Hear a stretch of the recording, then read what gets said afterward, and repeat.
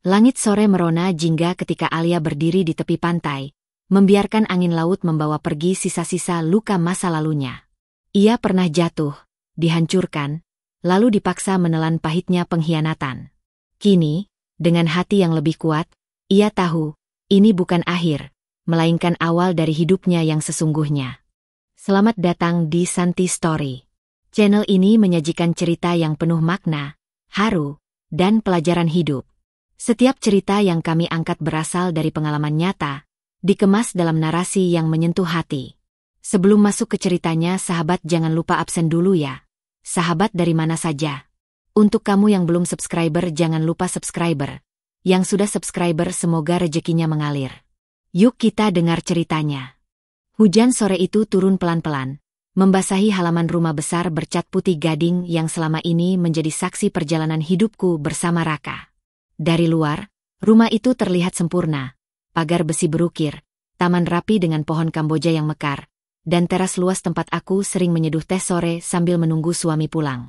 Semua orang yang melihat pasti akan mengira aku adalah wanita paling beruntung di dunia. 7 tahun kami menikah. 7 tahun yang penuh tawa, air mata, perjuangan, dan janji-janji yang dulu terasa abadi. Aku masih ingat betul, di awal pernikahan, Raka adalah suami yang perhatian. Dia selalu mengantar jemputku, selalu memastikan aku makan tepat waktu, bahkan tidak pernah lupa mengucapkan selamat malam meski kami sedang bertengkar. Rumah ini bukan hanya sekadar tempat tinggal. Ini adalah rumah yang dibangun dari warisan almarhum ayahku. Semua orang tahu, tanpa rumah ini, mungkin kami hanya akan tinggal di rumah kontrakan sederhana. Aku tidak pernah mengungkitnya, karena aku tahu harga diri seorang suami begitu rapuh jika dikaitkan dengan harta istri. Bagiku, rumah tangga adalah tentang saling menguatkan, bukan saling mengungkit siapa memberi apa. 3 tahun lalu, usaha Raka jatuh bangkrut. Ia sempat mengelola usaha distribusi bahan bangunan yang cukup besar. Namun masalah utang piutang dan pengelolaan yang kacau membuat semuanya runtuh dalam sekejap. Aku masih ingat, malam itu Raka pulang dengan wajah pucat, duduk di ruang tamu, dan hanya berkata, "Aku habis semuanya, Li." Tidak ada air mata, hanya tatapan kosong yang membuatku ikut merasa sesak. Sejak saat itu, aku yang mengambil alih peran sebagai penopang keuangan. Aku memanfaatkan tabungan, menjual beberapa perhiasan, bahkan menjaminkan sebagian sertifikat tanah untuk modal usaha kecil-kecilan yang akhirnya bisa menopang kehidupan kami. Semua itu kulakukan demi menjaga nama baiknya di mata orang lain, terutama di hadapan ibu mertuaku yang terkenal dengan lidah tajamnya. Aku tidak ingin ada yang menganggap Raka gagal sebagai suami. Aku pikir pengorbanan itu akan membuatnya semakin menghargai hubungan kami. Tapi akhir-akhir ini, aku mulai merasakan jarak yang sulit dijelaskan. Raka sering keluar rumah pagi-pagi sekali, dengan alasan, ada urusan bisnis. Kadang ia pulang larut malam, kadang bahkan menginap di luar kota tanpa kabar yang jelas. Aku pernah mencoba bertanya, kerjaan apa yang sampai nggak bisa kasih kabar? Minimal bilang, biar aku nggak khawatir. Ucapku suatu malam ketika ia pulang hampir tengah malam, tubuhnya berbau parfum yang bukan milikku. Raka hanya menghela napas, menanggalkan jaket, lalu berkata singkat, "Bisnis itu nggak bisa diprediksi, Li. Kamu nggak perlu tahu semua detailnya." Jawaban itu menusukku. Bukankah suami istri seharusnya saling terbuka? Namun aku menahan diri. Aku percaya, mungkin ini hanya masa sulit yang akan segera lewat. Namun perlahan, bayangan kebahagiaan yang dulu begitu hangat mulai retak. Kehadiran Raka di rumah semakin jarang. Kami tidak lagi makan malam bersama seperti dulu. Ia lebih sering menatap layar ponselnya daripada menatap mataku. Dan aku hanya bisa menatap punggungnya yang semakin menjauh, sambil bertanya dalam hati, apakah aku masih menjadi rumah baginya, atau ia sudah menemukan tempat lain untuk pulang. Di luar sana, hujan semakin deras. Aku berdiri di depan jendela, memandangi jalanan yang sepi. Di kepalaku, entah kenapa, ada perasaan aneh yang menggelitik, seperti firasat buruk yang mencoba memberitahu bahwa badai sesungguhnya baru akan datang. Sejak awal pernikahan, aku tahu Suryani, ibu Raka, tidak pernah benar-benar menerimaku. Tatapannya selalu dingin, seperti menilai dari ujung rambut sampai ujung kaki, mencari celah untuk mengkritik. Kata-katanya selalu terselip sindiran, bahkan saat ia pura-pura tersenyum. Di hadapanku ia bisa ramah, tapi aku tahu di belakang, cerita yang ia sebarkan tentangku tidak pernah baik. Aku masih ingat, beberapa bulan setelah menikah, saat kami makan malam di rumahnya, ia berkata di depan keluarga besar, "Perempuan itu kalau nggak bisa masak, jangan harap bisa bikin suami betah." Kata itu meluncur sambil melirik ke arahku. Padahal aku bisa masak. Hanya saja Raka memang lebih suka makan di luar. Tapi di mata Suryani, semua kekurangan Raka pasti akan dihubungkan dengan aku. Belakangan ini, sikapnya makin aneh. Setiap kali aku datang, ia selalu membicarakan seorang perempuan bernama Maya. Katanya, Maya itu anak teman lamanya. Cantik, muda, pintar masak, dan nggak neko-neko. Dia bercerita seolah ingin memuji. Tapi setiap kata yang keluar selalu diiringi tatapan tajam ke arahku. "Li, kamu tahu Maya? Dia tuh sopan sekali sama orang tua. Kalau ngomong, halus, nggak pernah membantah. Cantik pula. Perempuan begitu yang bikin suami betah," ucapnya suatu sore ketika aku menemaninya di ruang tamu. Aku hanya tersenyum tipis. "Oh, saya belum pernah ketemu, Bu." "Iya, nanti ketemu deh. Bagus kalau kamu belajar sama dia. Apalagi Raka itu kan orangnya suka perempuan yang perhatian," balasnya sambil menyesap teh, seolah kata-kata itu bukan racun. Awalnya aku pikir itu hanya kebiasaan ibu mertua yang suka membanding-bandingkan. Tapi rasa tidak enak di dadaku mulai membesar saat Raka pun ikut berubah. Dia mulai sering membantah, bahkan untuk hal-hal kecil. Dulu, setiap aku bertanya soal kegiatannya, ia menjawab dengan sabar. Sekarang, nada suaranya meninggi, matanya memancarkan kesal. "Li, tolong jangan tanya terus. Aku capek. Banyak urusan di luar. Kamu nggak akan ngerti," katanya suatu malam. Aku terdiam. Bukannya marah. Aku justru merasa seperti kehilangan seseorang yang dulu begitu hangat padaku. Kebetulan beberapa kali, saat aku mengunjungi rumah mertua, aku mendengar Suryani berbicara di telepon sambil tertawa kecil. "Iya, nanti Raka aku suruh jemput. Kalian kan udah cocok.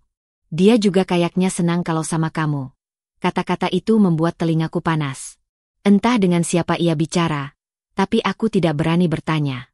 Yang membuatku semakin gelisah adalah perubahan jadwal Raka. Ia sering pulang larut malam, dan anehnya, setiap pulang ia terlihat rapi. Baju bersih, sepatu mengkilap, rambut masih wangi. Bukan seperti orang yang baru saja seharian bekerja di luar. Aku mencoba meyakinkan diri bahwa itu hanya pikiranku yang berlebihan. Tapi hati kecilku seperti menolak percaya. Suatu malam, saat aku mencoba mengajaknya bicara, ia justru meninggalkan meja makan begitu saja. Aku memanggilnya, tapi ia tak menoleh. Di situ, untuk pertama kalinya, aku merasakan kesepian yang luar biasa meski aku masih tinggal satu atap dengannya. Di hatiku mulai tumbuh pertanyaan yang tak mau hilang. Siapa sebenarnya Maya? Dan kenapa namanya selalu muncul di antara pembicaraan ibu mertuaku? Seolah ia sedang mempersiapkan sesuatu yang besar, yang mungkin akan menghancurkan hidupku. Malam itu, Raka tertidur di sofa ruang keluarga. Ponselnya tergeletak di meja, layar masih menyala. Awalnya aku hanya ingin mematikan. Tapi entah kenapa pandanganku terpaku pada deretan pesan yang terbuka di aplikasi chat. Nama itu, Maya, menyala jelas di layar. Tanganku bergetar ketika membuka percakapan mereka. Pesan-pesan itu bukan sekadar basa-basi, melainkan kata-kata yang hanya seharusnya diucapkan seorang suami kepada istrinya. "Sayang, tadi malam aku mimpiin kamu lagi. Nanti aku jemput. Kita makan di tempat biasa ya. Kamu cantik banget pakai dress merah tadi. Bikin aku nggak bisa tidur." Setiap kalimat seperti peluru yang menghantam dadaku. Ada foto Maya, tersenyum manja, dengan lipstik merah menyala, dan Raka membalas dengan emoji hati. Aku membaca dan membacanya lagi, berharap mataku salah melihat, tapi semuanya nyata. Aku duduk di lantai, menatap ponsel itu sambil mencoba mengatur napas. Rasanya seperti ada dinding besar yang runtuh menimpa kepalaku. Semua pengorbanan, semua perjuangan yang kulakukan selama ini, ternyata tidak cukup untuk membuatnya tetap setia. Ketika Raka terbangun, aku tidak bisa lagi menahan diri. Ini apa? Tanyaku sambil menunjukkan layar ponselnya. Suaraku bergetar, tapi mataku menatapnya tajam. Ia mengerjap, lalu menatapku dengan wajah yang cepat berubah menjadi kesal. Kamu ngapain buka-buka ponsel aku? Aku tanya, ini apa? Ulangku, kali ini lebih keras. Itu urusan aku. Kamu nggak usah ikut campur. Bentaknya, lalu berdiri dan meraih ponselnya dari tanganku. Hatiku semakin tercabik saat ia menambahkan, kamu itu terlalu ngatur hidup aku, Lee. Aku capek sama sikap kamu yang selalu curiga. Aku tertawa pahit. Curiga? Raka, kamu bilang aku curiga, padahal ini buktinya ada di depan mata aku. Sudahlah. Jangan dibesar-besarkan. Kalau kamu mau terus begini, ya jangan salahkan aku kalau aku nyari kebahagiaan di luar. Katanya dingin sebelum beranjak ke kamar, meninggalkanku di ruang tamu dengan air mata yang tak terbendung. Keesokan harinya, aku mencoba mencari dukungan. Aku datang ke rumah mertuaku, berharap Suryani mau mendengar ceritaku. Tapi ternyata harapanku sia-sia. Bu, aku nggak tahu lagi harus gimana. Raka sekarang. Dia dekat sama perempuan itu. Maya, ucapku lirih. Suryani menatapku lama, lalu tersenyum tipis, senyum yang membuat perutku mual. Kalau suami cari perempuan lain, itu karena istrinya kurang bisa melayani. Coba pikir, kamu sudah bikin Raka betah di rumah belum? Bu, ini bukan soal itu. Ini soal dia selingkuh. Suaraku meninggi, tapi ia mengangkat tangannya, memotong perkataanku. Kalau kamu istri yang baik, Raka nggak akan pergi. Jangan suka nyalahin suami. Perempuan itu harus tahu tempatnya. Aku berdiri kaku. Kata-kata itu menusuk lebih dalam daripada yang pernah kuduga. Saat itu aku sadar. Aku benar-benar sendirian. Tidak ada yang membelaku. Tidak ada yang berdiri di pihakku. Bahkan keluarga Raka justru menutup mata dan memeluk erat perempuan yang berusaha merebutnya dariku. Malamnya aku duduk di sudut kamar, menatap kosong ke arah pintu yang tak kunjung dibuka Raka. Di kepalaku, hanya ada satu pertanyaan yang terus berputar. Sampai kapan aku harus bertahan, kalau aku sendirian berperang dalam rumah tangga yang seharusnya kita jaga bersama? Sore itu, aku sedang menyiram bunga di halaman ketika Bu Ratna, tetangga lama mertuaku, lewat dan berhenti di depan pagar. Li, kamu lagi di sini? Tumben. Nggak ikut Raka? Tanyanya sambil tersenyum. Aku mengerutkan kening. Ikut Raka kemana, Bu? Loh, dia kan sering di rumahnya Mbak Maya. Saya pikir kamu juga ikut. Kadang sampai nginap. Loh. Tanganku refleks terhenti di atas pot bunga. Air dari gembor menetes ke tanah, tapi kepalaku terasa panas. Aku mencoba tersenyum agar tidak terlihat terkejut. Oh, begitu ya, Bu, jawabku singkat. Tapi setelah Bu Ratna berlalu, tubuhku lemas. Dadaku sesak, seolah baru saja ditusuk dari belakang. Malam itu, aku menunggu Raka pulang di rumah mertuaku, berharap bisa bicara langsung. Jam sudah menunjukkan pukul 11 ketika suara pintu depan berderit. Raka masuk dengan wajah lelah, tapi masih wangi seperti baru mandi. Kamu dari mana? Tanyaku langsung, tanpa basa-basi. Dari luar. Jawabnya singkat sambil melepas sepatu. Dari luar mana? Rumah Maya. Suaraku bergetar. Dia menghentikan langkahnya, lalu menatapku dengan ekspresi yang sulit dibaca, antara marah dan geli. Kamu mulai lagi? Jangan bawa-bawa Maya, Lee. Aku cuma mau tahu kebenarannya, seruku. Kebenaran? Kebenarannya adalah, kamu nggak pantas jadi istri aku, bentaknya tiba-tiba. Aku tertegun. Mencoba mencerna kata-katanya, tapi dia belum selesai. Kamu cuma bikin hidup aku ribet. Kalau mau nyari perhatian, jangan di sini. Pulang aja ke rumah orang tuamu. Aku udah capek sama sikap kamu yang selalu nyalahin aku. Jadi kamu usir aku? Tanyaku lirih. Dia tertawa kecil, dingin. Kalau kamu mau anggap begitu, silakan. Lagian, rumah ini bukan punya kamu, kan? Pergi saja sebelum aku benar-benar marah. Kata-kata itu seperti cambuk yang memukul habis harga diriku. Dengan mata panas menahan tangis, aku masuk kamar, mengambil tas, dan keluar tanpa menoleh lagi. Tidak ada satupun yang menahanku. Bahkan Suryani hanya duduk di ruang tamu, memandangku dengan tatapan puas seolah sudah lama menunggu momen ini. Malam itu aku kembali ke rumah orang tuaku. Mama memelukku erat, tapi aku hanya diam. Tangisku sudah habis bahkan sebelum aku sampai di depan pintu. Di kepalaku hanya ada satu hal. Raka, suamiku, lelaki yang dulu kucintai mati-matian, kini dengan enteng menyingkirkanku seperti barang tak berguna. Beberapa hari aku mencoba menenangkan diri, tapi rasa ingin tahu dan perasaan tidak rela membuatku tetap memantau gerak-geriknya. Dari kenalan yang tinggal di dekat rumah Maya, aku mendapat kabar bahwa Raka semakin sering menginap di sana. Mereka bahkan terlihat berbelanja bersama, tertawa-tawa di tempat umum tanpa rasa bersalah. Di dalam dadaku, ada sesuatu yang berubah. Bukan lagi sekadar kesedihan, tapi ada bara kecil yang mulai menyala. Bara itu adalah kemarahan, dan perlahan-lahan, api dendam mulai tumbuh. Meski di lubuk hati terdalam, aku masih berharap suatu hari nanti Raka sadar, menyesal, dan pulang padaku. Bagian lain dari diriku mulai berbisik, kalau dia tidak kembali, aku akan pastikan dia merasakan sakit yang sama, bahkan lebih dari yang aku rasakan sekarang. Siang itu aku sedang duduk di teras rumah orang tuaku, mencoba meminum teh yang sejak tadi sudah dingin, ketika sebuah pesan masuk di ponselku. Pesan itu dari Lilis, sahabatku yang bekerja di KUA kecamatan. Alia, aku nggak tahu gimana ngomongnya, tapi kamu harus tahu ini. Pesan itu diikuti foto lembar buku nikah siri. Mataku langsung membesar saat membaca nama yang tertera di situ.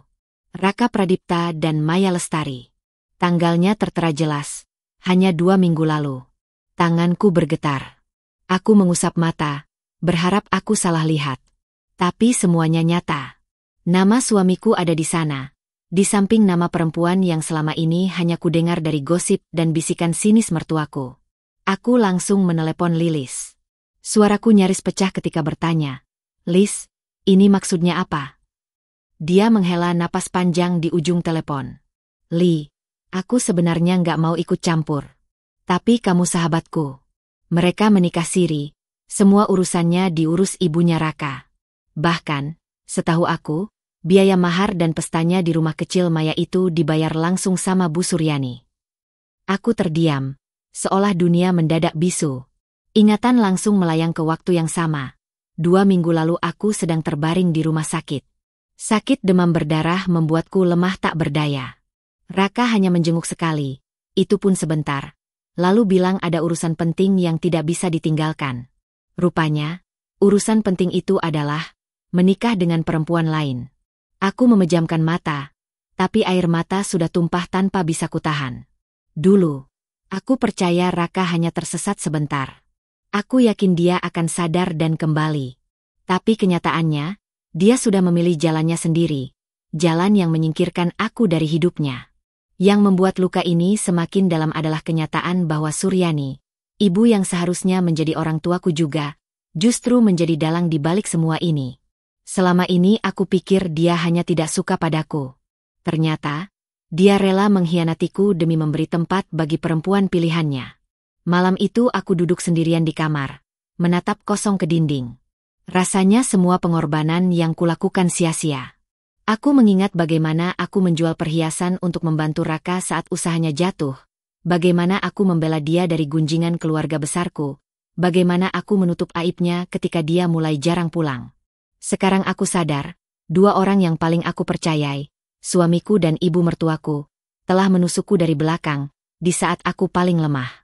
Luka itu tidak sekadar perih, tapi juga membekas, meninggalkan ruang kosong yang perlahan dipenuhi oleh satu hal yang tak pernah kuduga akan tumbuh di hatiku, tekad untuk membalas.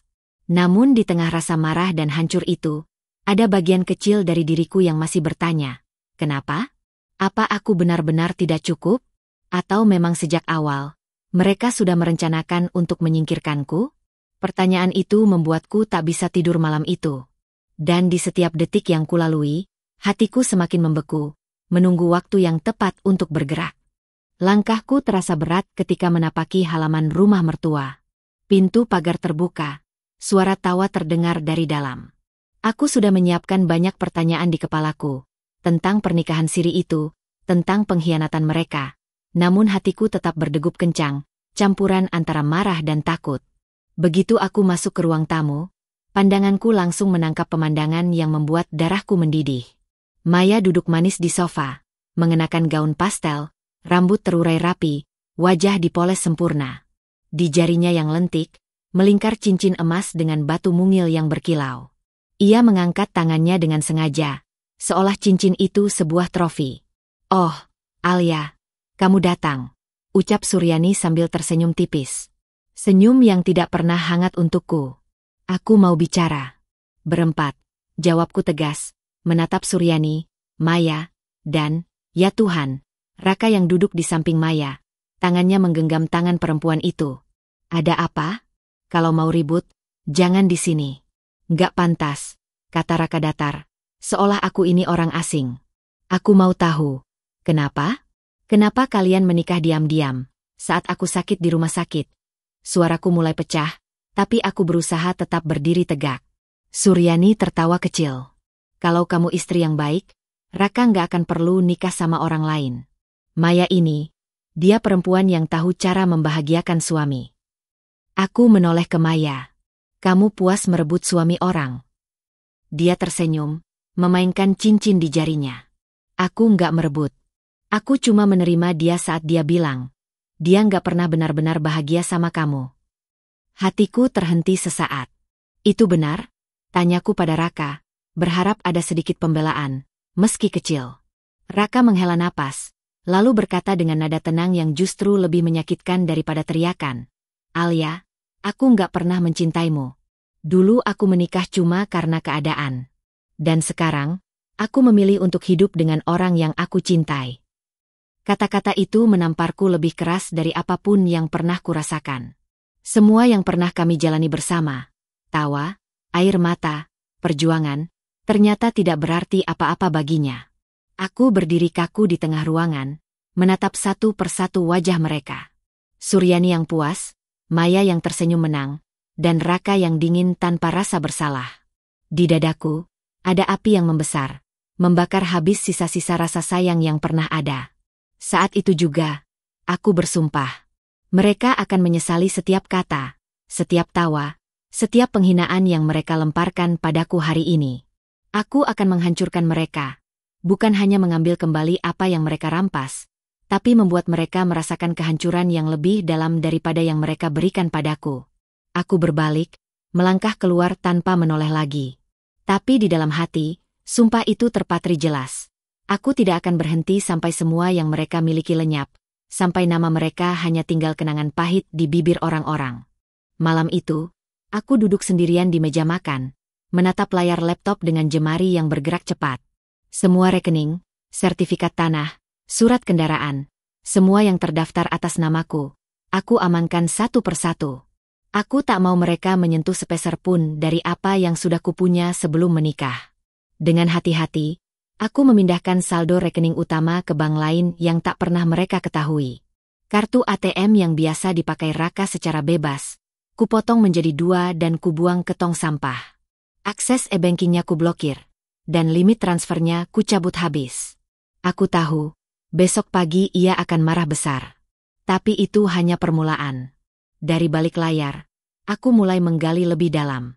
Seorang teman lama di kantor notaris mengirimkan padaku salinan sertifikat rumah baru yang sedang dibangun. Aku hampir muntah saat membacanya.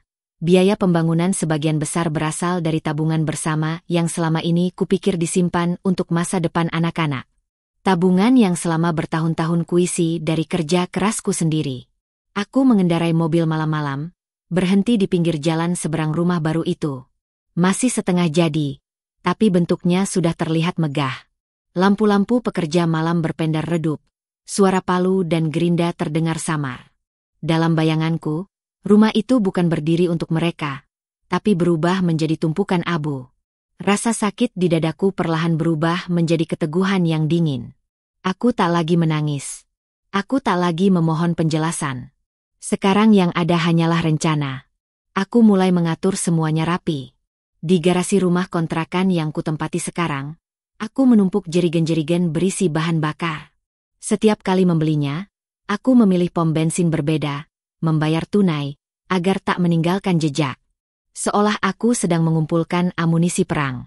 Setiap malam, aku menulis catatan kecil tentang langkah-langkahku. Kapan mereka biasanya di rumah, kapan sepi, siapa saja yang sering datang. Aku bahkan pura-pura bertemu dengan mantan tetangga mereka hanya untuk memancing kabar terbaru tentang kehidupan Raka dan Maya. Di dalam hatiku, suara sumpah itu bergema setiap kali aku merasa ragu. Mereka harus membayar. Bukan hanya atas pengkhianatan, tapi atas penghinaan. Atas tawa sinis yang mereka tunjukkan saat aku hancur. Dan malam demi malam, saat semua orang tidur, aku duduk di kursi sambil memandangi jerigen-jerigen itu. Bau bensin yang menusuk hidung menjadi pengingat bahwa waktuku akan tiba. Aku hanya menunggu momen yang tepat, momen di mana satu percikan api akan mengubah seluruh hidup mereka menjadi neraka yang mereka ciptakan sendiri. Hujan baru saja reda sore itu, menyisakan aroma tanah basah yang bercampur dengan hawa malam. Dari kejauhan, aku bisa melihat rumah baru itu berkilau dengan lampu-lampu hias. Suara musik, tawa, dan dentingan gelas terdengar jelas, meski aku berdiri di balik bayang pepohonan. Mereka sedang berpesta, merayakan kebahagiaan yang dibangun di atas air mataku. Aku menarik napas panjang, jemariku menggenggam erat gagang jerigen yang terasa dingin dan licin. Hatiku sudah membeku sejak lama, tak ada lagi rasa kasihan. Malam ini, aku bukan lagi Alia yang dulu, yang menangis, memohon, dan berharap dimengerti. Malam ini aku hanya eksekutor, yang datang untuk menghapus jejak penghinaan itu. Ketika tawa di dalam rumah semakin pecah, aku melangkah perlahan di sisi gelap halaman. Tak ada yang memperhatikan. Semua mata tertuju pada pusat pesta di ruang tamu. Aku membuka tutup jerigen pertama, lalu mulai menyiram dari teras depan. Bau bensin langsung menyeruak, menusuk hidung, menyebar seperti kabar buruk yang tak terbendung. Lantai mengilap itu menjadi licin, tirai-tirai mahal basah oleh cairan yang mudah terbakar. Aku bergerak cepat, berpindah ke samping rumah, memastikan setiap sudut terciprat bensin. Setiap tetesnya seperti membakar luka di hatiku yang tak pernah sembuh. Sesaat aku berhenti, melihat ke dalam lewat jendela yang terbuka. Maya sedang tertawa lebar, cincin di jarinya berkilat di bawah lampu gantung. Raka duduk di sebelahnya, merangkul bahunya, berbicara pada tamu-tamu mereka dengan senyum puas. Adegan itu terlalu sempurna untuk tidak kuhancurkan. Aku menyalakan korek api. Lidah api kecil itu menari-nari di ujung jariku, seolah menungguku memberi perintah. Dengan satu hembusan napas, aku melemparnya ke arah tirai yang sudah basah oleh bensin. Api langsung melahap kain itu, menjalar cepat ke dinding dan lantai. Dalam hitungan detik, rumah itu menjadi kobaran merah oranye yang menderu. Suara musik berubah menjadi jeritan. Kaca pecah. Orang-orang berlarian keluar, berusaha menyelamatkan diri. Aroma bensin bercampur dengan bau kayu terbakar memenuhi udara. Aku berdiri di kejauhan, di balik gelap, menyaksikan semuanya.